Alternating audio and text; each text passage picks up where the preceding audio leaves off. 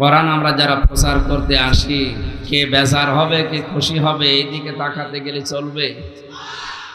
বলেন। আমি জানি আলোচনা কালকে সারা দেশে ছড়ালে অনেকের আবার চুলকানি নতুন করে শুরু হবে। বাইরে যে বলবে যে আমি আসলাম তাফসীর শোনার জন্য, রাজনীতি করলো। এটা রাজনীতি না, এটা আসল নীতি। এই নীতি বসেন না, এই কারণেই তো বলছেন যে কোরআনে রাজনীতি নেই। 918 জায়গায় আছে কোরআন দিয়ে রাজনীতি করা লাগবে। কয় জায়গায়? 918 জায়গায়। আমার এই ছোট মার মাথায় আছে। আরো যারা বড় বড় মাথা আছে হুজুরের মতো, তারা আরো বেশি পাবে। যারা আল্লাহর ঘর ভেঙে চুরমার করে দিতে পারে, ওরা মুসলমানের বন্ধু হয় কি করে? সুতরাং এদের সাথে মিলিয়ে যারা ষড়যন্ত্রে লিপ্ত আছেন এই দেশ নিয়ে, এই দেশের মুসলমান এবং আলেমদের নিয়ে, আল্লাহর কসম আপনার ঈমান ভেঙে গেছে। এটা রাজনীতি হয় কি করে আপনার কাছে? এটা দুনিয়ার বিষয় বলে আপনি ছেড়ে দেন। কোন কারণে? এটা তো আখিরাতের সাথে সম্পর্কিত। এই জন্য যার নেতা ঠিক নেই, ওই নেতা যদি সত্যি জাহান্নামে যায়, আল্লাহর কসম আপনাকেও জাহান্নামে যাওয়া লাগবে। যে মানুষগুলো দুনিয়ায় নেতা ঠিক করতে পারেননি, ওই মানুষগুলোর নেতাকে যেমন ভাষা হবে, কর্মীকেও ভাষা হবে। এই জন্য আমার মনে হয়, আমার সিদ্ধান্ত সরকারেরও এটা হওয়া দরকার যে দাদাদের সাথে কোনো সম্পর্ক আমাদের দরকার নেই। ব্যবসা বাণিজ্যের সম্পর্ক পাকিস্তানের সাথে শুরু করেন, চীনের সাথে শুরু করেন, তুরস্কের সাথে শুরু করেন, মালদ্বীপের সাথে শুরু করেন। ওই শয়তানদের কোনো দরকার নেই। বাংলাদেশে দরকার হয় 2 টাকা 5 টাকা করে কালেকশন করেন, করে 8টা বিভাগে 8টা আন্তর্জাতিক মানের হাসপাতাল বানিয়ে দেন। ইন্ডিয়াতে আর যাওয়াই লাগবে না, ওরা না খেয়ে মরবে। আমি ইন্ডিয়ার বহু জায়গায় ঘুরেছি। ওরা ভয় দেখায় আমাদেরকে যে না খাইয়ে এদেরকে মারবো। আরে বেটা, আমরা মুসলমান, 1 বছরে 1 মাস না খেয়ে থাকা ফরজ। জীবনে কখনো তুমি মিথ্যা বলনি, তাই তো তোমায় পেতে কাঁদে ধরনি। তোমারই মতো নেতা পেলেও গফত সুখের ভোলা জামেলি বকুল। কালকের পরের দিন এখানে আপনি যতই মাইকিং করেন, এ মানুষ পাবে না। সুতরাং পরিবেশ যদি আপনার কারণে নষ্ট হয়, খুব বেশি প্রয়োজন না হলে উঠবেন না। দেখা যাচ্ছে একেবারে আপনার কাজ শেষ, তখন কিছু নিতে হবে। আর আমার মনে হয় যুবক মানুষ না ওঠায় ভালো। হ্যাঁ, যুবক মানুষও যদি 1-1.5 ঘন্টা বসে থাকতে না পারে, তো ও বিয়ে দিলে ওর বউ দেখবে, শেষে তো বদনাম হয়ে যাবে নওগাঁ জেলা। আর এই জেলায় কিন্তু আর কেউ মেয়ে বিয়ে দেবে না, কারণ এখানে বহু মেয়ের বাপ বসে আছে। কথা বলে না কেন? উনি শুধু ওয়াজ শুনতে আসে না, উনি মেয়ে জামাই খুঁজতেও এসেছে। এই জন্য আপনি জানেন এরকম ভুল করেন না, এসেছে দেখবে যে তো না। কোরআনের কথা বলতে গেলে যারা জুলুম করে তাদের পক্ষে কোনো কথা আছে? যারা বেদাত করে তাদের পক্ষে কথা আছে? এই মানুষগুলো এসে যদি বলে হুজুর এমন ওয়াজ করবেন যেন আমার গায়ে না লাগে, তা আপনার গায়ে লাগবে কিনা আমি কি করে বলবো? আপনি যদি জালেম হয়ে থাকেন, মাস্ট বি আপনার গায়ে লাগবে, কারণ আপনার পক্ষে কোনো আয়াত কোরআনে নেই। যদি থাকে তাহলে আপনি বানিয়ে দেন, আমি ওইটার উপরে তাফসীর করছি। এই জন্য কোরআনে আল্লাহ যেই ফরসে সেই কথা জানিয়েছেন। তাফসীরুল কোরআন মাহফিলে আমরা চেষ্টা চালাবো। যেহেতু হারাজনের ব্যাখ্যা বলছিলাম, এই বানানো ইবাদতে যারা অভ্যস্ত, হে নবী আপনি কোরআন তাফসীর করলে ওইগুলো যখন টিকবে না, ওই মানুষগুলো তখন মন খারাপ করবে। কারণ তাফসীর মানে খুলে ফেলা। তাফসীর মানে কি? একটা আবরণ দেওয়া আছে, এই আবরণটা তুলে ফেললে ওর ওই পারে কি আছে এটা যেমন দেখা যায়।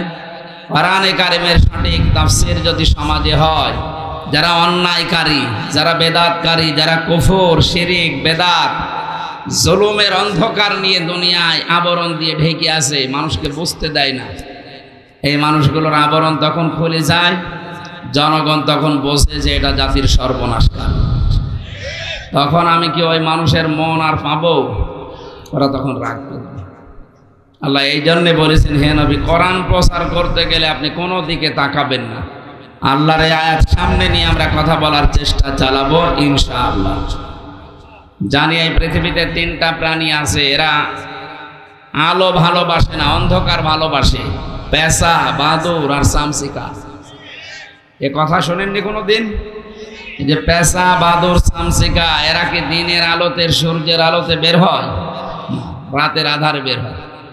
যখন অন্ধকার হয়ে যায় তখন বের হয়ে মানুষের ফসল নষ্ট করে, কলা নষ্ট করে, পানের বরজ নষ্ট করে।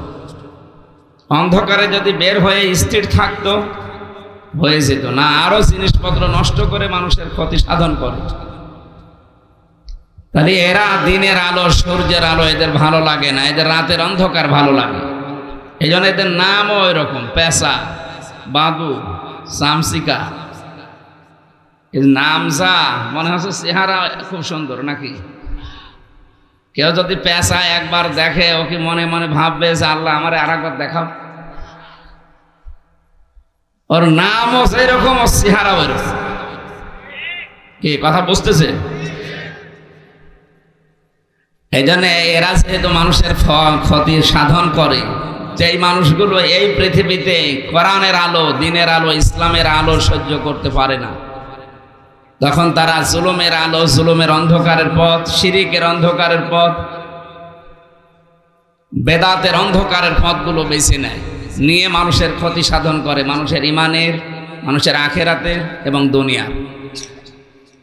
এদের সামনে কোরআনের তাফসীর করলে ওদের আবরণ ওগুলো খুলে চলে যায়। মানুষ তখন বসেছে এ তো সর্বনাশ করছে, তখন ওরা মন খারাপ করে, রাগ করে যে না, এরে যেন আর এলাকায় আসতে দেওয়া না হয়। আমরা এইটাই সারা দেশে দেখছি। তাছাড়া আমি আপনার কি শত্রু?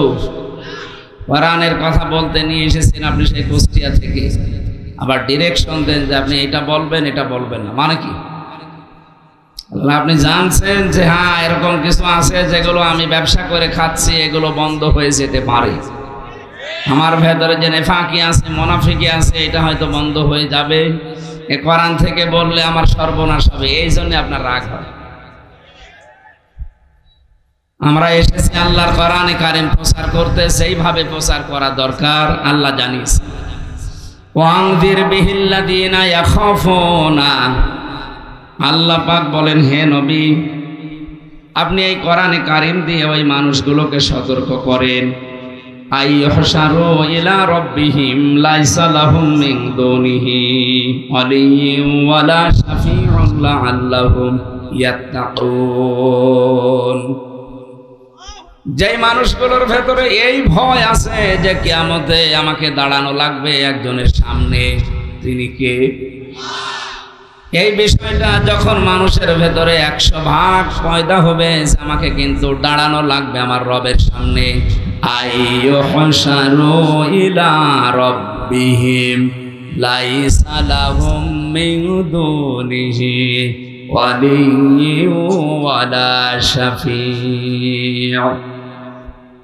সেখানে আমার সামনে পেছনে ওপরে নিচে কোনো অলি, কোনো বন্ধু থাকবে না, কোনো সুপারিশকারী থাকবে না। এই চিন্তা ভাবনা যাদের ভেতরে আছে আপনি কোরআন দিয়ে তাদেরকে সতর্ক করেন। ফাযাক্কির ফাইন্নাদ যিকরা তানফাউল মুমিনিন, কোরআনে কারীমের আলোচনায় কাজ হবে, উপকার হবে ওই মানুষগুলোর যাদের ভেতরে ঈমান আছে। আল্লাহ পাক জানিয়েছেন ফাযাক্কির বিল কুরআনি মান ইয়াখাফু ওয়াঈদ। So admonish and or by the Holy Quran him who frays my threat.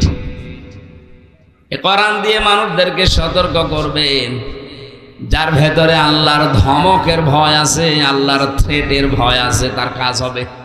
কে বলছেন?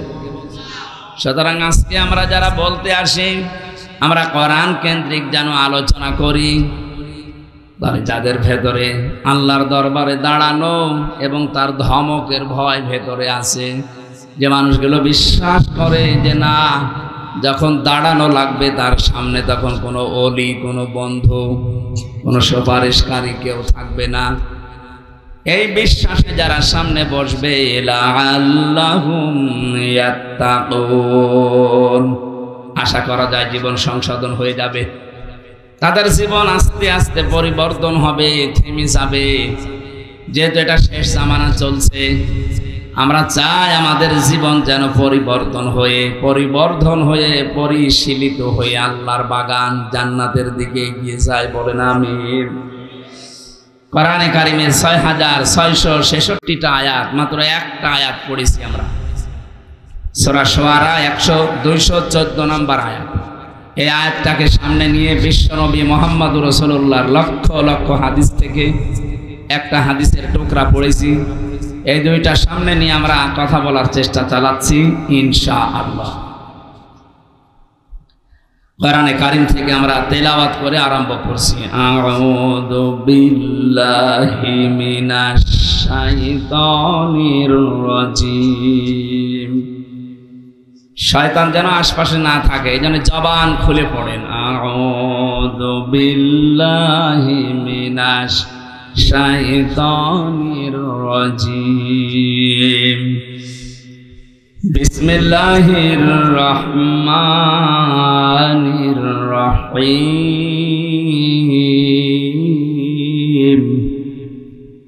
ওয়ানযির আশীরাতাকাল আকরাবিন। সাদাকাল্লাহুল আযীম। কোরআন যে যত অ্যাক্টিভ ভাবে মনোযোগ সহকারে মনোনিবেশ নিয়ে শুনবে, আল্লাহ তখন তাকে তাড়াতাড়ি হেদায়েত দান করবে।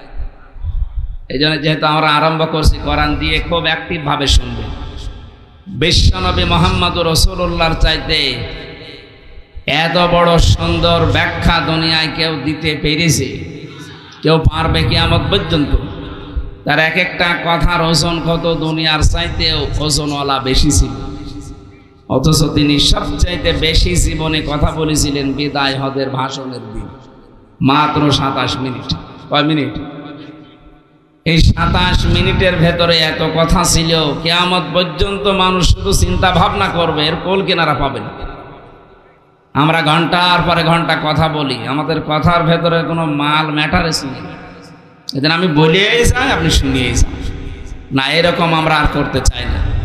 আমাদের যারা দায়িত্বশীল, তিনি আমাদেরকে জানিয়েছেন যখন জনগণের সামনে কথা বলবেন, ওই আসালি পাঁচালি উল্টা পাল্টা কথা বলে সময় নষ্ট না করে সরাসরি কোরআনে প্রবেশ করে মূল কথাগুলো যত তাড়াতাড়ি পারা যায় মানুষকে বোঝানোর চেষ্টা করে, মানুষকে আখিরাতমুখী করে। ওয়াজ মাহফিল, তাফসির মাহফিল, এইগুলোতে এসে রাজনৈতিক বক্তব্য থেকে একটু দূরে থাকা দরকার। আমাদের যারা দায়িত্বে আছে তাদের নির্দেশনা এটা আমরা মেনে চলবো ইনশাআল্লাহ। এখানে রুহের খোরাক এবং আখিরাতের পুঁজি যেন তৈরি হয়, সেই জন্য সবাই মিলে এই আয়োজনে ইনভলভ আছে নাকি? এটা কি শুধুমাত্র যারা ইসলামী আন্দোলন করে তাদের অনুষ্ঠান? বলেন, মানুষ পদবাচ্যে আমরা যারা বিবেচিত, অনেক হিন্দু পর্যন্ত আশপাশে দাঁড়িয়ে আছে, কারণ এই এলাকা হিন্দু অধ্যুষিত। ওয়াইন আহাদুম মিনাল মুশরিকিন ইস্তাজারাকা ফাজিরহু হাত্তা ইয়াসমা কালাম আল্লাহ। আল্লাহ বলেন, হে নবী, মুশরিকদের কোন দল যখন, যারা আল্লাহকে বিশ্বাস করে না, কোরআনকে যারা বিশ্বাস করে না, এরাও যদি কোরআন শুনতে আসে, এর বাণী এত মধুর ভাবে আমি আল্লাহ বানিয়েছি, ওদেরকে আপনি নিরাপদে এটা শোনার ব্যবস্থা করে দেবেন।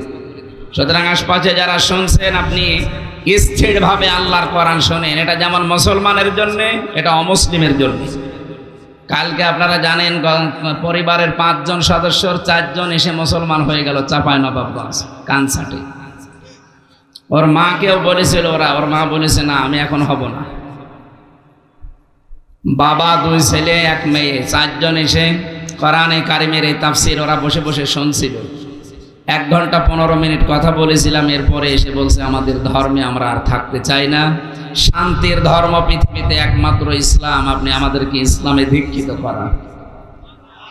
কয়েকদিন আগে দিনাজপুরে হয়েছে 10 জন, এর আগে চাঁপাইনবাবগঞ্জ চুয়াডাঙ্গায় হয়েছিল 2 জন, এর আগে গাইবান্ধায় 1 জন। এভাবে মানুষেরা কোরআনের আশপাশে আসলে, এর সংস্পর্শে আসলে যেন মনে হচ্ছে যে এরা শান্তির ধর্ম পেয়ে যাচ্ছে। কারণ পৃথিবীর কোনো ধর্মের ভেতরে শান্তি নেই। ইন্নাদ দীনা ইনদাল্লাহিল ইসলাম, এই যে সেলমন থেকে ইসলাম এসেছে, আল্লাহর কাছে মনোনীত জীবন ব্যবস্থা, ধর্ম যাই বলে, শান্তি, এটা ইসলাম। এটা কি? টাকা পয়সা অর্থ সম্পদ ক্ষমতা থাকলেই মানুষকে আল্লাহ শান্তি দেবে, এ কথা কোনো জায়গায় দেয়নি। আরো জানিয়েছে যাদেরকে ক্ষমতা দিয়েছি এই মানুষগুলোকে অপমান করার সম্ভাবনা, অপদস্থ করার সম্ভাবনা বেশি। ওয়ালিল্লাহুম্মা মালিকাল মুলকি তুতিল মুলকা মান তাশা ওয়া তানজিউল মুলকা মিম্মান তাশা ওয়া তুইজ্জু মান তাশা ওয়া তুযিল্লু মান তাশা বিয়াদিকাল খায়র ইন্নাকা আলা কুল্লি শাইইন কাদির। সূরা আলে ইমরানের 26 নম্বর আয়াতে আছে, খুব খেয়াল করুন। আল্লাহ বলেন, নবী আপনি বলেন ক্ষমতার একচ্ছত্র মালিকানা আমি আল্লাহর। এটা আমরা বিশ্বাস করি তো, বলেন না কেন? এই আয়াত যারা বিশ্বাস করে কোরআনে কারিমের, তারা মরণের আগ পর্যন্ত কথা বলতে পারেন না যে ক্ষমতার উৎস জনগণ। ক্ষমতার উৎস জনগণ, এ কথা বিশ্বাস করেন কারা? হাত তোলেন তো। কয়েকজন, তাহলে ঠিক আছে, ওরা মনে হয় হিন্দু হবে। আল্লাহ সূরা আলে ইমরানের 26 নম্বর আয়াতে বলে দিচ্ছে, আপনি এরপরও বিশ্বাস করেন না, তার আয়াত কি মিথ্যা মনে হচ্ছে?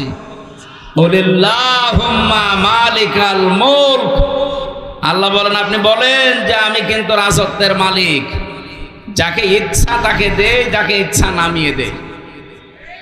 2024 সালের আগস্টের 5 তারিখে ক্ষমতা থেকে নামিয়ে চরমভাবে অপমান করেছে, এটা কি ছাত্র জনতা না আল্লাহ? এটাও বিশ্বাস করেন? এটা আমরা তো এখন বিশ্বাস করছি, অথচ কোরআনে কারিমে 1500 বছর আগে আমার আল্লাহ এই সংক্রান্ত একটা আয়াত দিয়েছেন। সূরা আনআম 44 নম্বর আয়াত, ফালাম্মা নাসু মা যুকিরু বিহি ফাতাহনা আলাইহিম আবওয়াবা কুল্লি শাই। রব্বুল আলামিন বলেন, কোন মানুষ যখন আমি আল্লাহর নিষেধ আদেশ এগুলো ভুলে যায়, তখন তাদের শান্তি স্বস্তি, তাদের প্রভাব প্রতিপত্তি আল্লাহ বাড়িয়ে দেওয়ার জন্য যত দরজা আছে সব খুলে দেয়। এখানে শব্দের দিকে খেয়াল করেন, ফাতাহনা আমি আল্লাহ নিজে খুলে দেয়, এর ফাইল সরাসরি আল্লাহ। আবওয়াবা, বাবের বহুবচন আবওয়াব। এই আয়াতটা আমার পড়ার পরে মনে হচ্ছে আল্লাহ মনে হয় 2024 সালের 5 আগস্টে নাজিল করেছে, অথচ এটা নাজিল হয়েছে 1500 বছর আগে। সুবহানাল্লাহ বলতে পারেন? একটু খেয়াল করে দেখেন মিলছে কিনা। যখন মানুষ আল্লাহর আদেশ নিষেধ ভুলে যায়, তখন আমার আল্লাহ তাদের জন্য যত নিয়ামতের দরজা আছে, যত রকমের শান্তি স্বস্তি আছে সব খুলে দেয়। তাদের প্রভাব প্রতিপত্তি, ক্ষমতা, টাকা পয়সা সব বাড়তে থাকে। আপনি দেখেন 2006 সালের এই অক্টোবর মাসের 28 তারিখে এই বাংলাদেশে যখন জসিম ভাইয়ের মতো মানুষকে পিটিয়ে হত্যা করার পরে তার লাশের ওপরে ড্যান্স দিয়েছিল, এটা শোনেননি কোনোদিন? দেখেননি?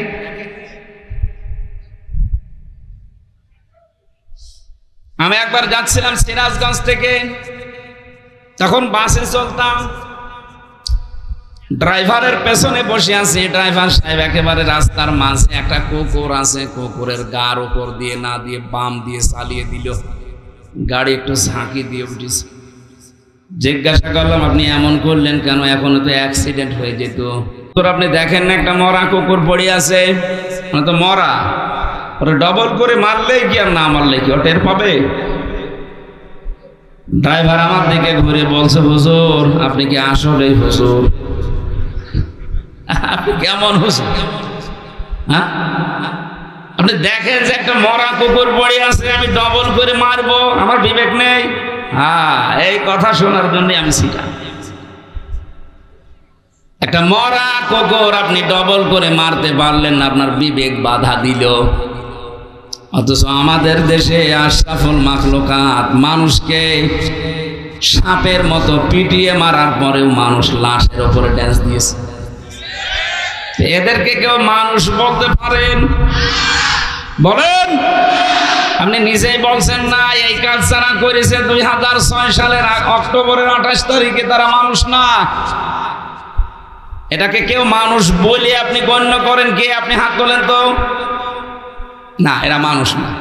কারণ কুকুর পর্যন্ত দুনিয়ায় এই কাজ করে না যে একটা কুকুর মরে গেছে আর একটা যে লাফাচ্ছে। এই কথা বলেন না কেন? এ দৃশ্য দুনিয়ায় দেখার পরে আমার মনে হয়েছিল, আল্লাহ এইরকম স্বৈরাচারী, এইরকম জালেম, এরকম বড় নৃশংস হত্যাকারী মানুষদেরকে কোনোদিন বাংলার জমিনে ক্ষমতা দেবে না। অথচ আল্লাহ ঠিক 2 বছর পরে তাদেরকে আবহাওয়া উল্লাসায় যত রকমের শান্তির দরজা দুনিয়ায় আছে সব আল্লাহ তাদেরকে দিয়ে দিল। 9 সাল থেকে শুরু করে এই যে 24 সাল পর্যন্ত আয়াতটা পড়েছি কতদিন আগে, অথচ মিলাতে পারছিলাম না। আল্লাহ বলেন, হাত্তা ইযা ফারিহু বিমা উতু, এই মানুষগুলো যখন আমার দানকৃত এই বস্তু নিয়ে আনন্দে মেতে আছে, আত্মহারা হয়ে গেছে, আমি আল্লাহকে ভুলে গেছে, আখাযনাহুম বাগতাতান, আমি আল্লাহ নিজে হঠাৎ করে তাদেরকে ধরলাম। এই যে আখাযনা একালিফ টান আছে, এটা জমা মুতাকাল্লিম। আল্লাহ বলেন আমি নিজে ধরেছি। হোম মানে তাদেরকে, বাগতাতান মানে আকস্মিক ভাবে। আপনি 2024 সালের 5 আগস্টের সাথে একটা মিলে যাচ্ছে। 15.5 বছর তাহলে ধরলো না কেন? 5 বছর পরেই মনে হয়তো আল্লাহ মনে হয় ধরবে ধরবে ধরবে। আল্লাহ বলেন কেন ধরিনি জানো? আমি ধরিনি তাদের এই কারণে, মানুষগুলোকে আমি ছাড় দিতে চেয়েছিলাম, দেখি কত দূর যেতে পারে। এমন জায়গায় তাদেরকে আমি হিট করলাম। আখাযনাহুম বাগতাতান, এই বাগতাতান মানে আকস্মিক ভাবে, হঠাৎ করে। যে দুপুরের খাবার খাবে সে সময়ও পায়নি। 5টা মিনিট সময় নেবে যে জাতির উদ্দেশ্যে একটা ভাষণ লিখবো, আল্লাহ বলেন না, সময় নেই। কারণ আমি বাগতাতান ধরেছি আমি নিজে। ফাইদাহুম মুবলিসুন, তারা হতাশ হয়ে গেছে। এই হতাশা থেকে এখনো পর্যন্ত অনেকে বের হতে পারে না। এই জন্য এখন সুর তুলেছে যে আমি পদত্যাগ করিনি। এত বড় শয়তানি কথা আপনি বলতে পারবেন? 2024 সালের 5 আগস্টের ভিডিও আছে, সেই পদত্যাগের পত্র পর্যন্ত এখনো আছে। আপনি না পাগল হয়ে বলছেন যে আমি করিনি, কিন্তু সেই লোকটা ভিডিও বার্তা দিয়ে বলল যে হ্যাঁ আমার কাছে জমা দিয়ে গেছে লিখিত, ও কি এখন পাগল হয়ে গেল? সুতরাং এরকম পাগল যেন আমাদের দেশে দায়িত্বে না থাকে, এরকম পাগল থাকার দরকার। কারণ তার নিজের কথা সে নিজে মিথ্যাবাদী। এখন কথা বলেন না কেন? আমার রিমান্ডে নিয়ে আমার ওই সেই 9 সালের 10 সালের 12 সালের ভিডিওগুলো কাটিং করে করে 2 মিনিট 2.5 মিনিট আমার শোনাইতো। আগের কথাও নেই, পরের কথাও নেই, মাঝখানে এখানে প্রসাব করিবেন, না করিলে 50 টাকা জরিমানা। এইরকম বিষয় দিয়ে দিয়ে আমারে যেমন মানসিক যন্ত্রণা দিয়েছিলেন, আমার মনে হয় যে মানুষগুলো এখন 24 সালের 5 আগস্টে বললেন যে এই যে পদত্যাগপত্র সই করা, স্ট্যাম্প করা দুনিয়ার মানুষ দেখেছে, কত পত্রিকা, কোন টিভি মিডিয়া দেখেছে। হঠাৎ করে আপনাকে কোন পাগলে কামড়িয়েছে? এখন কোন কারণে আপনি এইটা বলছেন যে না আমার কাছে কোনো দলিল নেই?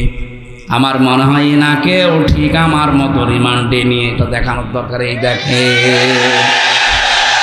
এনাটার কাট সাট করা লাগবে না, আসলটা দেখালেই হবে। এই যে দেখেন, আমারে তো এইটাই দেখিয়ে বলেছিল যে আপনি বলেছেন। হ্যাঁ বলেছি, কিন্তু আগের কথা কই? আমি তো কথা বলতাম তখন 1.5 ঘন্টা 2 ঘন্টা। আগের কথাও নেই, পরের কথা নেই, মাঝখানে 1.5 মিনিট 2 মিনিট হয়তো ওই রকম হয়ে গেল।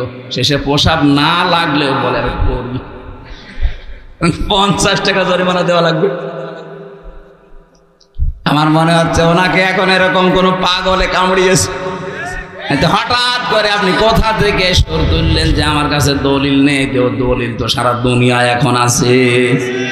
আপনি তো মিথ্যাবাদী হয়ে যাচ্ছেন, মানুষ আপনাকে কিন্তু পাগল বলবে। আর কোন পাগল দেশের দায়িত্বে থাকবে, দেশের 18 কোটি মানুষ মানবে না। এই মোবিলিসন হয়ে গেছে, ফাইদাহুম মোবিলিসন, পাগল হয়ে গেছে। হঠাৎ করে তারা হতাশ হয়ে পড়েছে। এই মানুষগুলো যে হতাশ হয়ে পড়েছে, এর পরের শব্দে আছে ফাকুতিয়া দাবিরুল কওমিল্লাযিনা যালামু। আল্লাহ বলেন জালেমদের শিকড় আমি কেটে দিয়েছি। জালেমদের যেহেতু শিকড় কাটা হয়ে গেছে, আর পৃথিবীর ইতিহাস এইটাই বলে কোন স্বৈরাচারের পতন হওয়ার পরে সে আবার ঘুরে দাঁড়িয়েছে পৃথিবীর ইতিহাসে নেই। আপনি হিটলারের দিকে তাকান, কথা বলছেন না? পৃথিবীর ইতিহাস আমি যত পড়েছি এবং আমার যতটুকু জানা আছে, কোন স্বৈরাচার বিদায় নেওয়ার পর, পতন হওয়ার পর সে যে আবার ঘুরে দাঁড়িয়েছে পৃথিবী বলে না। সুতরাং যে স্বৈরাচার বিদায় নিয়েছে ও ঘুরবে এ বিশ্বাসও করি না। যারা এখনো আশায় বুক বেঁধে আছেন, নিজের ভবিষ্যৎ নষ্ট করবেন না। এখনো পর্যন্ত চায় আছেন, যদি জনগণ জেনে ফেলে যে আপনিও এখনো ঠ্যাং ভেঙে ফেলবে। আমরা তো এই জন্য মাওলানা মামুনুল হক জেল থেকে বের হয়ে বারবার বলছে যে দেশে যারা জালেম ছিল, জালেমদের আপনারা তালিকা করে করে ছবি দিয়ে মোড়ে মোড়ে টাঙিয়ে দেন, এরা যেন কিয়ামতের আগে আর ঘুরে দাঁড়াতে না পারে। আমরা চাই এদেশে সবাই যেভাবে অধিকার নিয়ে বাস করে সবাই বাস করবে। শুধু আপনার দল করলে আরামে থাকা যাবে, আর আমরা কি ভেসে এসেছি? এজন্য ক্ষমতা দিলেই আমার আল্লাহ তাদেরকে এই দুনিয়াতে শান্তি স্বস্তি একেবারে কিয়ামত পর্যন্ত দিয়ে দেবে, সম্মান না, এরকম কথা নেই। বরং ক্ষমতা দেওয়ার পরে অনেককে আল্লাহ এমন অপমান করেছে, এই অপমানের কোনো শেষ নেই। ওয়ালাহুম আযাবুম মুহিন। আল্লাহ বলেন অপমানজনক শাস্তি দিয়ে ঘিরে ফেলেছি। পৃথিবীর ইতিহাস এটা পাল্টাবে না। 100 বছর পরে হয়তো এখানে আমরা কেউ থাকবো না, কিন্তু ইতিহাস তালিকা হবে। দেখেন 2-4 বছর যাক, এই জালেমদের 15.5 বছরের ইতিহাস ঠিক পায় টু পায় ওই এজিদের মতো লেখা হবে। এজিদকে 1500 পরে যখন এমন মানুষ ঘৃণা করছে, জালেমদের ইতিহাস তখন লেখা হবে। তখনও মানুষ পৃথিবীতে যারা থাকবে তারা ঘৃণা করবে আর বরদোয়া দেবে। এখন যদি কোনো হিন্দুকে এলাকায় বাস করে, যারা হিন্দু বলেন যে ভাই আপনার ছেলে হয়েছে, 10,000 টাকা দেবো, ছেলের নাম এজিদ রাখেন, নাম হইল এজিদ গালি একটা। এরকম সময়ও পৃথিবীতে আসবে যাদের নাম অনেক সুন্দর সুন্দর, এই নামগুলো আল্লাহ গালি মানিয়ে দেবে। এটা পৃথিবীর ইতিহাস। আল্লাহ বলেন আসরি, ইতিহাসের কসম দিয়েছে। পৃথিবীর সব কিছু উলট পালট হয়ে যেতে পারে, ইতিহাস কিন্তু মানুষ এটা সত্যকে সব সময় চেপে রাখে, ওগুলো সময় হলে বাস্ট করে দেয়। এই জন্য আমরা এমন কোনো কাজ যেন না করি, ইতিহাস আমাদের আস্থা করে যেন নিক্ষেপ না করে। এই জন্য ক্ষমতা পেলেই আপনি শান্তিতে থাকবেন, আপনার সম্মান বৃদ্ধি হবে না, এটা মিথ্যা কথা। কোরআন বলছে ক্ষমতা দিয়েও মানুষকে আল্লাহ অপমান করতে পারে। আমরা সম্মান কোথায় পাওয়া যায় সেই দিকে এগিয়ে যাব ইনশাআল্লাহ। আজকের আলোচনার বিষয় সতর্কতা। কি বললাম? এই সতর্ক বাণী দিচ্ছে কে? সূরা শুআরা থেকে একটা আয়াত পড়েছি, আল্লাহ সতর্ক বাণী দিচ্ছেন আমাদেরকে। নওগাঁবাসী এবার নিজের সাথে মিলাবেন হাদিসটা। খাদিজাতুল কুবরা রাদিয়াল্লাহু তাআলা আনহা তিনি বলেছিলেন, হে আমার স্বামী, ইন্নাকা লা তাসিলুর রাহমা, আপনি তো রক্তের সম্পর্ক ঠিক রাখেন, আপনি তো রক্তের সম্পর্ক নষ্ট করেন না। তাহলে আল্লাহ আপনাকে ভয় দেখাবে কোন কারণে? কোন জিন ভূত পরী যাই ভয় দেখায় মানুষদেরকে, কোনো কিছু আপনাকে ভয় দেখাতে পারে না আমি বিশ্বাস করি। কারণ আপনি এই 15 বছর সংসারে আমি দেখলাম কোনোদিন রক্তের সম্পর্ক ছিন্ন করেননি। ও বাংলার মানুষেরা, এই পৃথিবীতে যারা রক্তের সম্পর্ক ছিন্ন করে না, যারা ঠিক রাখে, তাদের ভেতর থেকে আল্লাহ সব রকমের ভয় দূর করে দেয়। অথচ এখানে বহু হাসি বসে আছে, নিজের ভাইয়ের সাথে আজ 3 বছর কথা বলে না। কথা বলে না কেন? কারণ কি? ওই 1 বিঘত জায়গা নিয়ে মারামারি ছিল।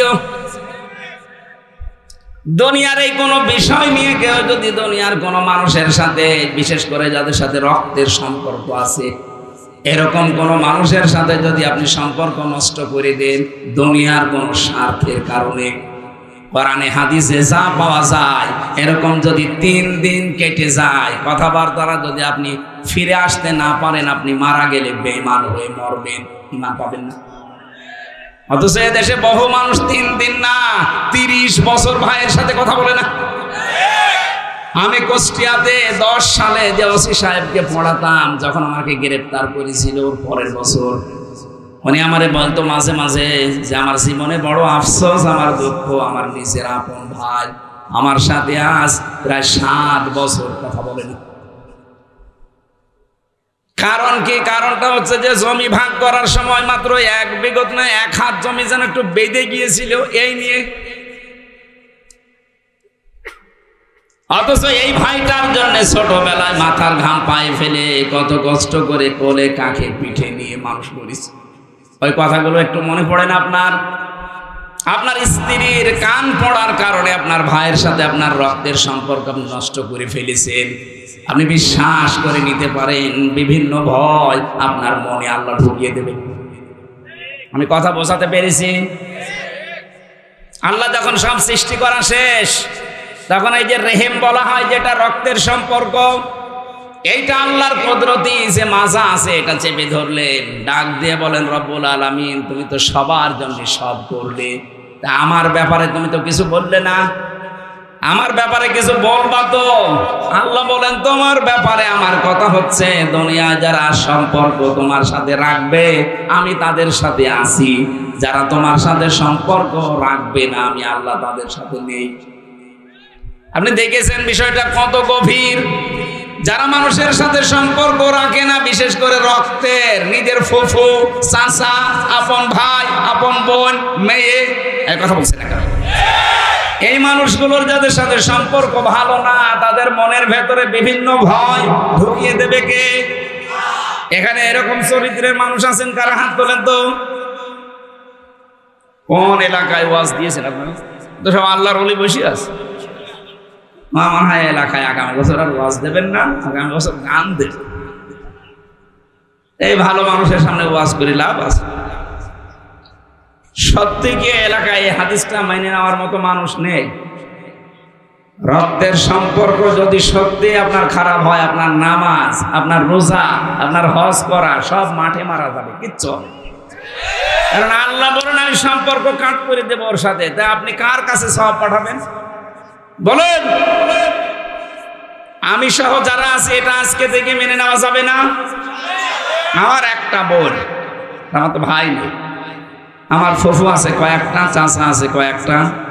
হ্যাঁ, সম্পর্ক নষ্ট করা যায় যদি আল্লাহর বিধান সামনে এসে যায়, দেখা যাচ্ছে না উনি আল্লাহর বিধানের বাইরে, ওই রকম চাচা, ওই রকম ফুফু, ওই রকম বোন না, ওরকম বাবা হলেও বাবাকে আর মানা যাবে। এটা আমি বানালাম।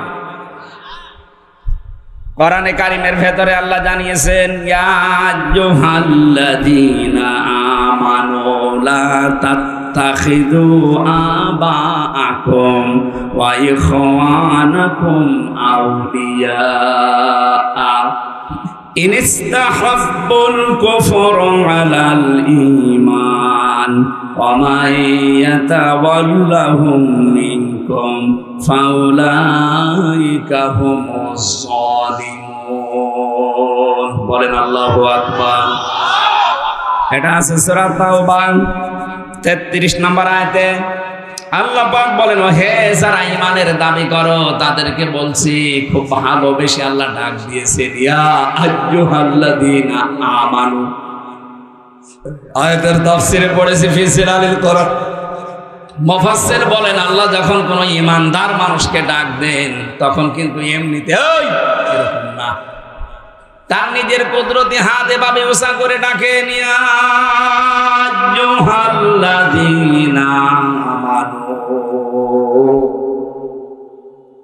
ওহে যারা আমাকে বিশ্বাস করো, খুব ভালোবাসি তোদেরকে, শোন, লা তাত্তাখিযু আবাকুম ওয়া ইখওয়ানাকুম আউলিয়া ইন ইস্তাহাব্বুল কুফরা আলাল ঈমান।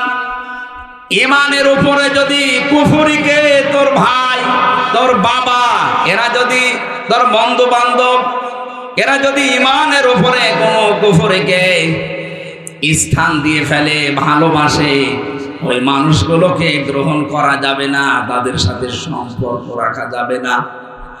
ওয়া ইয়াতাওয়াল্লাহুম মিনকুম ফাউলাইকা হুমুস সালিমুন। এরপরেও যদি কেউ আমার কথা ওভারটেক করে তাদের সাথে সম্পর্ক রাখে, আমি আল্লাহ বলছি ওই মানুষগুলো জালিম। কে বলছে? আপনি খেয়াল করেন, আয়াতটা শুনতে যত সহজ মনে হচ্ছে, প্র্যাকটিক্যাল লাইফে মিলানো অত সহজ না। নিজের আপন ছেলে, নিজের আপন বাবা, আপন মা যদি আল্লাহর ঈমানের উপরে, রাসূলের তরিকার উপরে অন্য কাউকে প্রাধান্য দেয়, ওইরকম মা থেকে, বাবা থেকে, বোন থেকে মুখ ফিরিয়ে নেওয়া লাগবে। এটা শুনতে যত সহজ মনে হলো, বাস্তবে নিয়ে যান তো অত সহজ কিনা। নিজের ছেলেকে বাড়ি থেকে তাড়িয়ে দেওয়া লাগতে পারে, কথা বলেন এটা।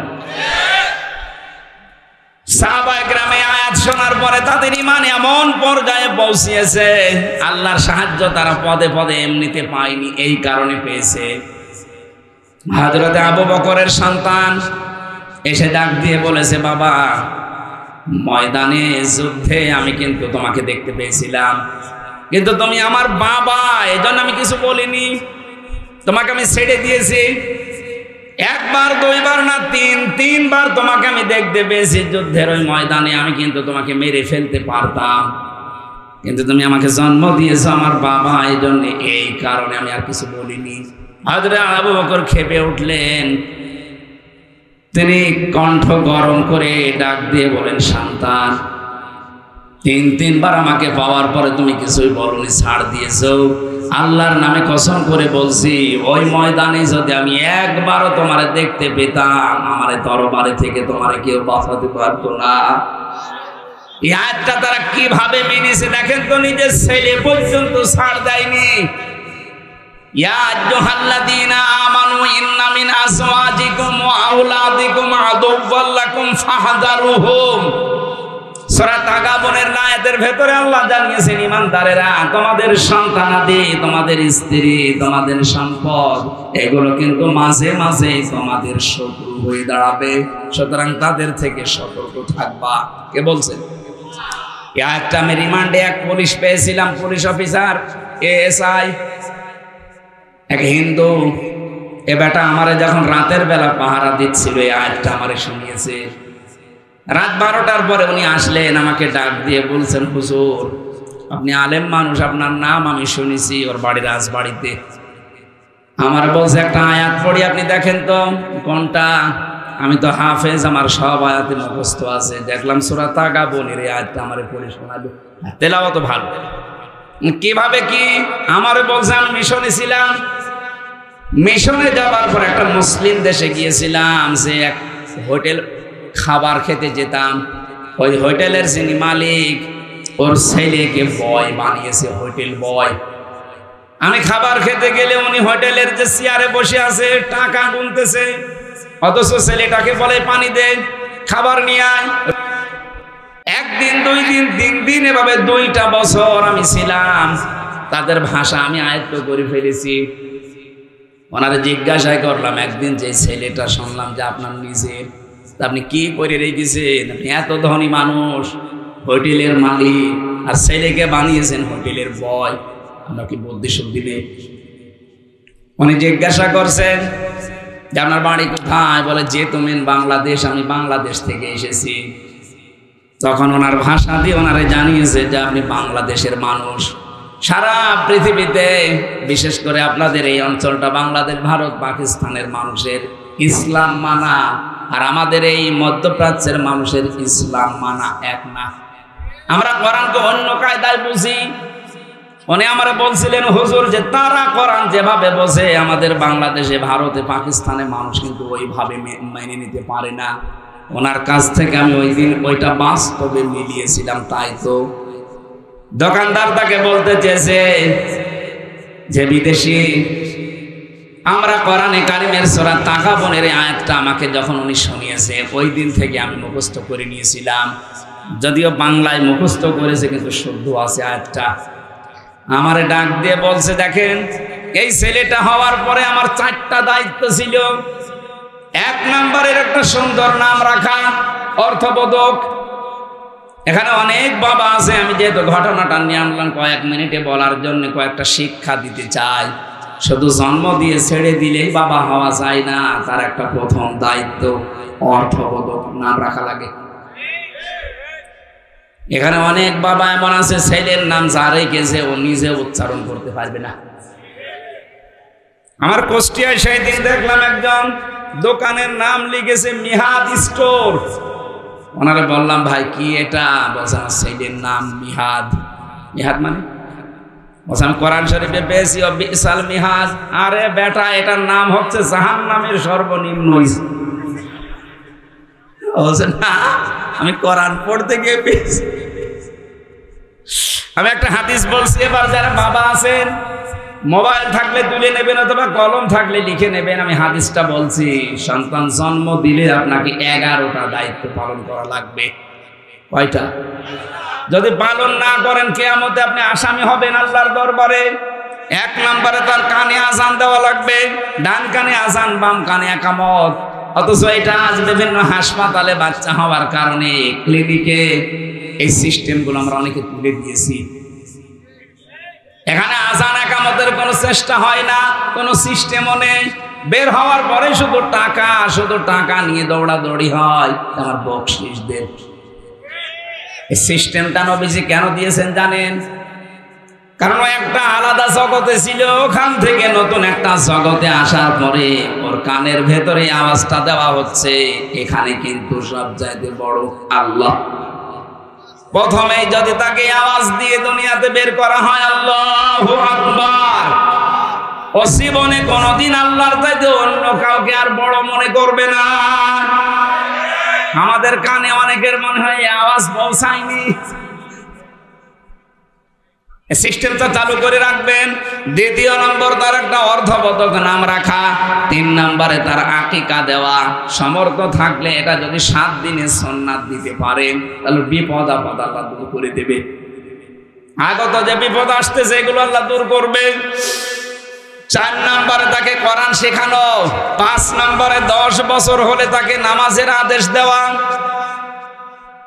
10 বছরের পরে আস্তে আস্তে তার বিছানা আলাদা করে দেওয়ার চেষ্টা করা। 10 বছর পরে ছেলে তার মায়ের কাছে আর থাকতে পারবে না, মেয়ে তার বাবার কাছে থাকতে পারবে না। যদি কোনো অঘটন শয়তানের ধোঁকায় বা অনিচ্ছাকৃত ঘটে যায়, সারা জীবনের জন্য ওই বাবার জন্য স্ত্রী হারাম হয়ে যাবে। আপনি না আদর করে রাখছেন, আদর করতে গিয়ে এমন জায়গায় পৌঁছে যাচ্ছে, সতর্কতা না হওয়ার কারণে শেষে আর এই জিনিস আর ঘুরিয়ে পাওয়া সম্ভব না। আমি আর নিচে নামলাম না, এই জন্য আপনাকে ইঙ্গিত দিলাম। 10 বছরে নামাজের আদেশ দেবেন। 10 বছরে নামাজ না পড়লে ওকে মারধর করার নির্দেশ আছে। এরপরে বিছানা আলাদা করা লাগবে। নবীজি এরপরে বলেন তাকে ঘোড়া চালানো, তীর চালানো, সাঁতার শেখা, এগুলো অভ্যস্ত করো। এখন বলেন আমি ঘোড়া চালিয়ে করবো কি, তীর মারা শিখে করবো কি, সাঁতার শেখা না। এইটা দিয়ে নবীজি বোঝাতে চেয়েছেন তাকে কর্মক্ষম গড়ে তোলো। অক্ষম করো না, অলস করে গড়ে তুলো না।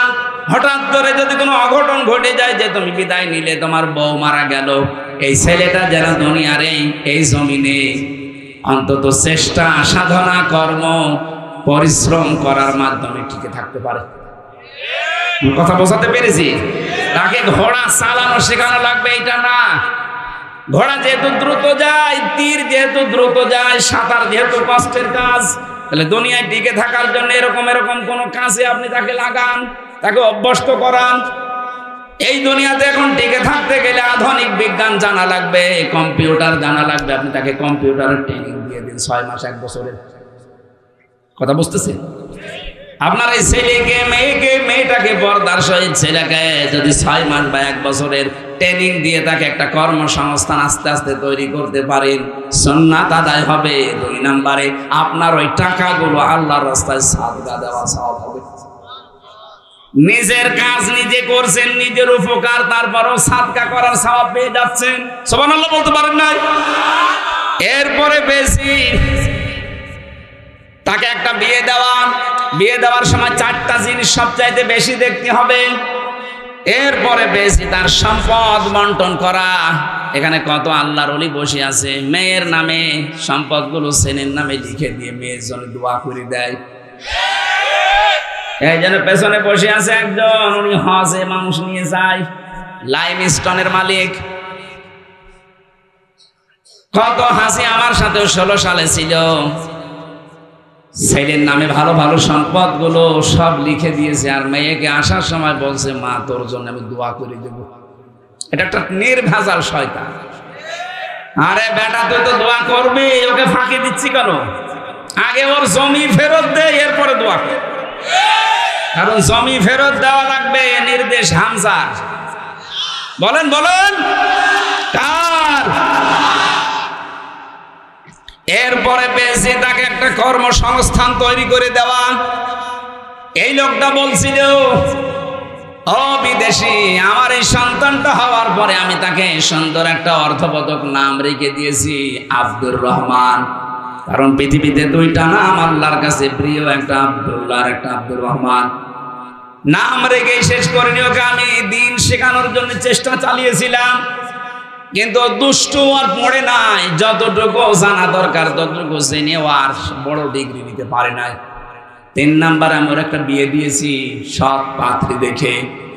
4 নম্বরে আমার দায়িত্ব ছিল ওরে আমি একটা কর্মসংস্থান তৈরি করে দেব হালাল। এখন ওর যেহেতু লেখাপড়ার দৌড় কম, ও তো আর ওই পর্যায়ে যেতে পারবে না। আর আমার যা টাকা পয়সা আছে, এই টাকা পয়সা দিয়ে আমি ঘুষ ঘাস দিয়ে কোনো চেয়ারে ওরে বসিয়ে দেব অবৈধভাবে, এটা আমার ইমানে মানে না। আচ্ছা, বাংলাদেশের সব বাবা, সব বড় ভাই যদি এই হাদিসটা মেনে চলতাম যে ওর যা যোগ্যতা ওই পর্যন্ত যাক, আমি 35 লাখ টাকা দিয়ে ওরে এমন চেয়ারে বসাবো, ও চেয়ারটাই নষ্ট করে ফেলবে। এই দেশে আমার মনে হয় কোনো দুর্নীতি আর হতো না। আর আমরা এইটাই চাচ্ছি, যার যেখানে যোগ্যতা আছে আপনি তাকে ওই জায়গায় দেন। এমন মানুষকে আপনি দিচ্ছেন ঘুষের কারণে 35 লাখ 50 লাখ 1 কোটি টাকা দিয়ে একটা এসপি বদলি হতো আগে। এখন এই নিয়মটা পাল্টিয়েছে।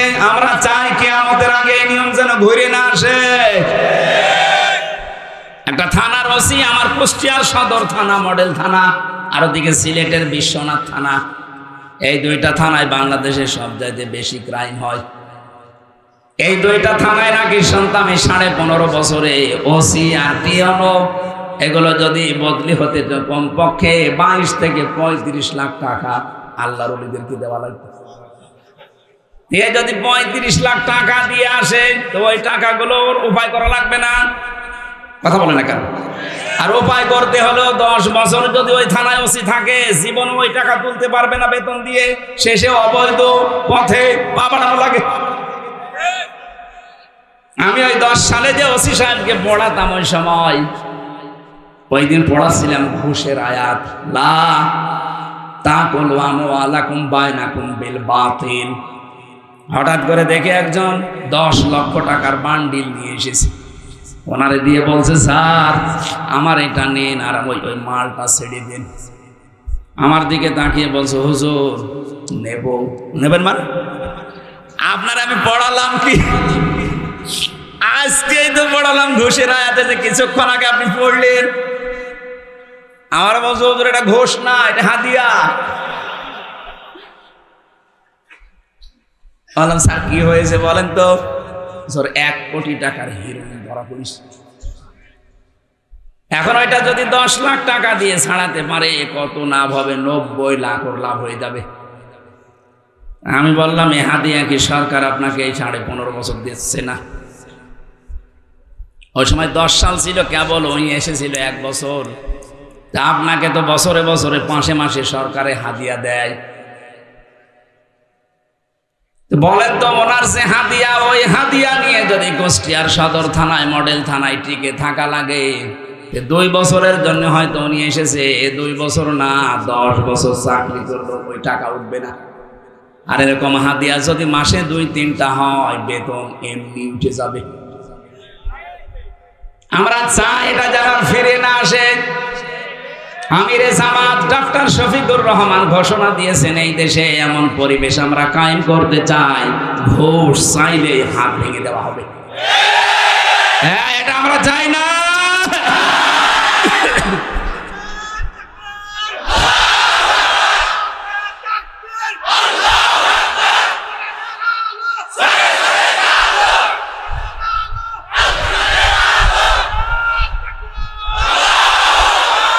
আলহামদুলিল্লাহ ভাই, এমন একটা সুন্দর দেশই আমরা সামনে দেখতে চাচ্ছি, যে এই দেশে অন্তত ঘুষ থাকবে না।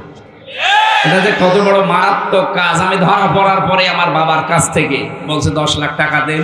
মনে আছে আমার বাবার কাছে টাকা পাই, সেই টাকা আমি আরেকজন নিয়ে এসেছি, আবার পাঠিয়েছে 2 জন। বলছে বলবা যদি টাকা না দেয় তাহলে 50টা মামলা দেওয়া হবে। তাও এক জেলায় না, এক জেলায় এক একটা, প্রতিদিন খালি দৌড়াবে। তারপর আমার বাবা গ্রাম্য মানুষ, যে কোনো কায়দায় বিভিন্ন জায়গা থেকে ধার কর্জ করে করে 8 লাখ টাকা শয়তানদের দিয়েছিল। ও শয়তানরা তাদের কথা ঠিক রাখেন, আবার মামলা টাকাটাও নিল, মামলাও দিল, 3 বছর জেলও বিনা কারণে খাটাইলো, এখন পালিয়ে বেড়াচ্ছে। এখন আমি চাই যে ওদের এরকম 3 বছর জেল হোক, আর ওদের কাছ থেকে এরকম 8 লাখ 10 লাখ না 50 লাখ টাকা নেওয়া, কারণ ওদের টাকা তো সব অবৈধ টাকা। তাছাড়া এই অন্যায় বন্ধ হবে। আবার সামনে আবার যারা আসবে ওরাও কিন্তু এই শুরু করবে যে নে 10 লাখ নে 20 লাখ। এই জন্যই তো আমিরে জামাত এই ঘোষণা দিয়েছে, এই দেশে এমন পরিবেশ তৈরি করতে চাই, ঘুষ চাইলেই যেন হাত ভেঙে দেয়। দোকানদার বলছে ভাই আমার ছেলেটার যে যোগ্যতা, ওই যোগ্যতা অনুযায়ী কোনো চেয়ারে ওকে বসানো সম্ভব না, এই জন্য আমার প্রতিষ্ঠানে হালাল কর্মজীবনে ওরে আমি লাগিয়ে দিয়েছি। ও সেই কয় টাকা বেতন পায় ওই নিয়ে ও আর ওর বউ চলতে পারে, অন্তত অবৈধ কোনো কাজ করে আমার বদনাম হবে, আমার আমল নামায় পাপের বোঝা ভারী হবে। আমি এইটা চাই না, কারণ এরা আমাদের শত্রু। এমন কোনো কাজ আমি করবো না দেওয়ার জন্য আমার আবার জবাব দেওয়া লাগবে কিয়ামতে। আমরা যদি দেশের মানুষগুলো আজ এইভাবে বুঝতাম আয়াত আর এভাবে মানতাম, এদেশ থেকে এমনি আস্তে আস্তে দুর্নীতি দূর হয়ে যেত।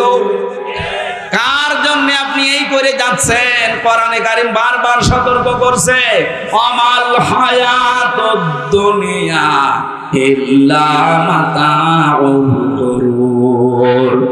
ও নওগাঁবাসী, আল্লাহ কিন্তু এই কথাটা বারবার কোরআনে দিয়েছেন। পৃথিবীর মানুষেরা, তোমার সন্তান, তোমার সম্পদ, স্ত্রী, মা বাবা, এমনকি দুনিয়ায় যত মানুষ আছে সব কিন্তু ধোঁকা। আপনার স্ত্রী আপনার জন্য ধোঁকা। আপনি কামাই করা বন্ধ করে দেখেন তো তার মন পান কিনা। আপনার মা বাবা আপনার জন্য ধোঁকা। যতই ভালোবাসুক আর যতই জন্ম দিক, কামাই করা বন্ধ করে দেন তো। আপনার মা আপনার বাবা বিদেশে আপনাকে পাঠিয়ে ভাবে যে আমার টাকা কামাই করা মেশিন। আপনি অসুস্থ হয়ে মরে যান, পড়ে আসেন, 2-4 দিন কান্নাকাটি করবে, এরপর আপনাকেও ভুলে যাবে। কারণ পৃথিবীর নিয়মটা আল্লাহ এভাবে বানিয়েছে। কার জন্য আপনি কি করে অবৈধ ইনকাম করে কি করবেন বলেন? এই যে হাজী সেলিমের দিকে তাকান, ঢাকার অর্ধেক নাকি তার, অথচ এখন জেলখানায় পড়ে আছে আমাদের মতো।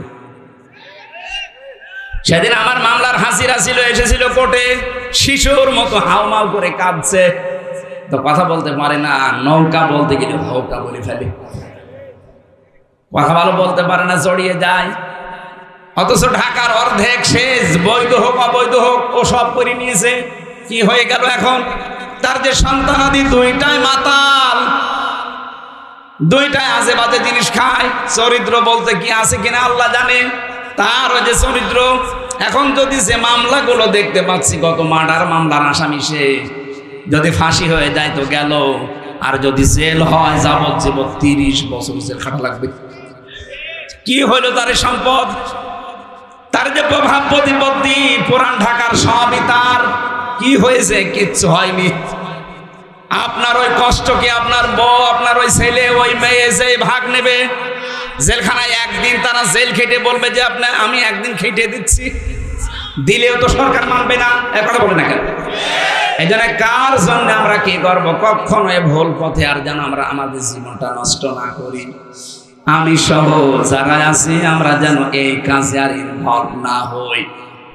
দুনিয়ার সব ধোঁকা, এ কথা হামসার বলেন। নবীজিকে আল্লাহ পাক এই আয়াত নাযিল করে জানা, সতর্ক করেন ওদেরকে পৃথিবীর এই ধোঁকায় পড়ে যেন ওরা আসল জীবন ভুলে না যায়। নবীজি আয়াতটা পাওয়ার পরে এসে ফাতেমাকে ডেকেছিলেন, ফাতেমা উলমা কুনতু বিদআম মিনার রাসূলি ওয়া মা আদরি মা ইউফআলু বি ওয়ালা বিকুম। হে ফাতেমা, আমি কিন্তু নতুন নবী রাসূল না, আমার আগে বহু নবী রাসূল দুনিয়ায় ছিল। আর সিস্টেমই এইটা, দুনিয়ায় মানুষ আসবে চলে যাবে, আসবে চলে যাবে। আসল কাজ হচ্ছে দুনিয়ার এই ছোট্ট জীবনে আখিরাতের পুঁজি তৈরি করে কে কতটুকু নিয়ে যেতে পারে। আল্লাহর নবী জানিয়েছেন, আল কাইয়্যিসু মান দানা নাফসাহু ওয়া আমিলা বিমা বাদাল মাউতি। ওই লোকটাই আল্লাহর ভাষায় বুদ্ধিমান। এই পৃথিবীতে যেই লোকটা নিজে আখিরাতের জন্য কাজ করে আর আল্লাহর উপরে ভরসা করে। ওয়ালা আজিজু মান তাবা নাফসাহু হাওয়াহা তামান্না আলাল্লাহ। ওই লোকটা বড় নির্বোধ, বড় পাগল, আখিরাতের কোনো কাজ কারবার তার নেই, আন্দাজে ভরসা করে আছে আল্লাহ আমারে মাফ করে দিবে। সুতরাং আমরা এরকম কোন পাগলামি আর করতে চাই না। সতর্কবাণী যখন এসেছে আমরা সতর্ক হব।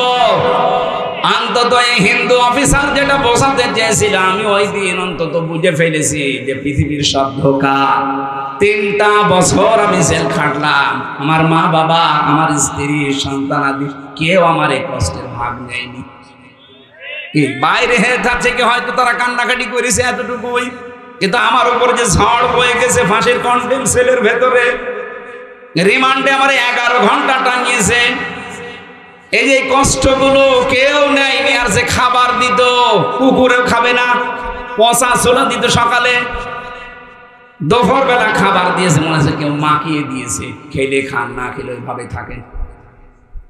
রিমান্ডে যত দিয়েছিলাম ঠিক এইভাবে ওরা কষ্ট দিয়েছে। একটা কষ্টের ভাগ 1 সেকেন্ড আমার বউ নিয়েছে, আমার মেয়ে নিয়েছে, মা বাবা যত ভালোবাসক নিয়েছে, কান্নাকাটি করেছে তারা। আমি এমন কোন কাজ যেন না করি আমার এই জন্যে কিয়ামতে আমারে ধরা খাওয়া লাগে। আমি যে কথাটা বোঝাতে চাচ্ছিলাম, বিশ্বনবী ফাতেমাকে ডেকে এইটাই বলেছিলেন যে নিজের কাজ কিন্তু নিজে করা লাগবে, আমার উপরে ভরসা করে লাভ নেই। কিয়ামতে এই প্রশ্ন তোমারে করা হবে না যে তোমার বাবা নবী ছিল, তোমারে মাফ করে দিলাম না। নিজের কাজের উপরে মেসেজ করে যেহেতু বিচার হবে, আমার পরিচয় কোনো কাজে আসবে না। নিজের কাজ নিজে করে দাও। বাংলার মুসলমানেরা, নবী নিজে যদি নিজের মেয়েকে সতর্ক করতে পারে, আমরা তো অনেক দূরের মানুষ। কথা বলেন না কেন? আমরা নিজেরা একটু পরিবর্তন আজকে থেকে হওয়ার চেষ্টা করি।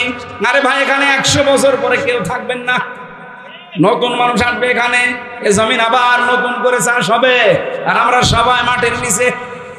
কি হবে? খালি খাচ্ছে, দাচ্ছে, সম্পদ জমা করছে, পায়খানা করছে, কয়েকদিন পরে মরে গেলে শেষ।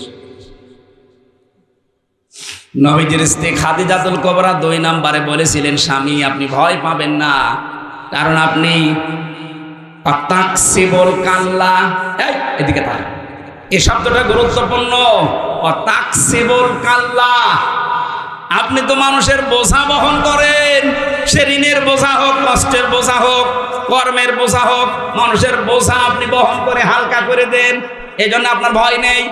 অথচ বাংলাদেশের দিকে তাকান, কত মানুষ এই দেশে আছে, হাজারো মানুষের বোঝা বহন করা দূরের কথা, হালকা করা দূরের কথা, আরো বোঝা ভারী করে দিয়ে গেল। আপনি নাই পালিয়ে যে ভালো আছেন, কিন্তু কত মানুষকে আপনি বোঝা বানিয়ে দিলেন এই দেশের। এই যে যাদের আজ পা নেই, হাত নেই, চোখ নেই, অন্ডকোষ পর্যন্ত অনেকে রয়ে গেছে, এরা আজ পরিবারের জন্য বোঝা না। বলেন না কেন? লক্ষ কোটি কোটি টাকা মারিং কাটিং করে বিদেশে পাচার করে এই দেশকে একটা বোঝা দিয়ে গেলেন, ঋণের বোঝা। এই দেশে এখন কেউ জন্ম নিলে সে 1 লাখ টাকা ঋণ। এই যে বিশাল বোঝা দিয়ে আপনি খুব আরামে আছেন, তাম পৃথিবীর ভয় আপনার মনের ভেতরে আল্লাহ ঢুকিয়ে দেবে। এই জন্য আমাদের উচিত হচ্ছে আমরা বোঝা হালকা করব। এই কথা বলেন না কেন? আপনি মন থেকে বলেন তো, আপনি দল করেন আর যাই করেন, এই যে 2780 জন এখন হাসপাতালে, এই 2024-এর আন্দোলনে, জুলাই আগস্টের আন্দোলনে যারা হাত হারিয়েছে, পা হারিয়েছে, চোখ হারিয়েছে, এরা কিন্তু তার পরিবারের কাছে বোঝা না। কোনদিন কিয়ামতের আগে চোখটা ফেরত দিতে পারবেন? বিশাল বোঝা দিয়ে গেলেন তার পরিবারের জন্য, সারা জীবন ওই সন্তানটা তার মা বাবার টানা লাগবে। নবীজির আদর্শ হচ্ছে তিনি বোঝা হালকা করতেন, আর আপনি কি আদর্শ দেখিয়ে গেলেন? নবীজির উম্মত দাবি করে তার বোঝা ভারী করে দিয়ে গেলেন। আল্লাহর মাফ তো দূরের কথা, জনগণ মাফ করবে না। আর যারা এরকম বোঝা তৈরি করে দেয়, তাদের মনের ভেতরে ভয় তৈরি করে কে? আরো জোরে। এখানে আমরা সতর্কবাণী উচ্চারণ করছি, আমি সহ যারা এসেছি, আমরা যেন সতর্ক হয়ে জীবন যাপন করি। আমাদের এইটাই টার্গেট, শেষ না, আখেরাত আমাদের আসল টার্গেট। ওইটা যেন আমরা নষ্ট করে না ফেলি। আল্লাহ আমাকে সব প্রত্যেককে তুমি আয়াত মেনে চলার তৌফিক দাও, বলেন আমিন। আমাদের প্রত্যেকেরই কম বেশি পরিবার আছে। পারিবারিক জীবনে মানুষের যে দাম্পত্য কলহ চলে স্বামী স্ত্রীর ভেতরে, কাদের কাদের কারণে পিন মারে, কাটি দেয়, এই যে উলট পালট কথা লাগায়, যাদের কারণে সংসার আজ জাহান্নামী হয়ে যাচ্ছে, তাদের নিয়ে আমি একটা বই লিখেছিলাম যে পারিবারিক জীবনে দাম্পত্য কলহ স্বামী স্ত্রীর ভেতরে কেন তৈরি হয়, কাদের দ্বারা হয়। এটা নিয়ে নিজের মেয়েকে, নিজের বউকে, নিজের ফুফুকে এগুলো পড়াবেন। এখানে আছে, মঞ্চে আছে, যাওয়ার সময় নিয়ে যাবেন। 120 পৃষ্ঠা আমি জেলে বসে লিখেছিলাম, বাইরে এসে পাবলিশ করেছি। এর ভেতরে অনেক, যেহেতু জেলখানায় স্বামী স্ত্রীর গন্ডগোলের মানুষ বেশি, ওর অধিকাংশগুলো জেল খাটতেছে, ওই কারণে ওদের কাছ থেকে শুনি কোরআন হাদিসের সাথে মিলিয়ে করেছিলাম। যাওয়ার সময় এটা নিয়ে যান, কাজে লাগবে। আবার সামনে আসলে দেখবো ইনশাআল্লাহ। আল্লাহুম্মা আমিন।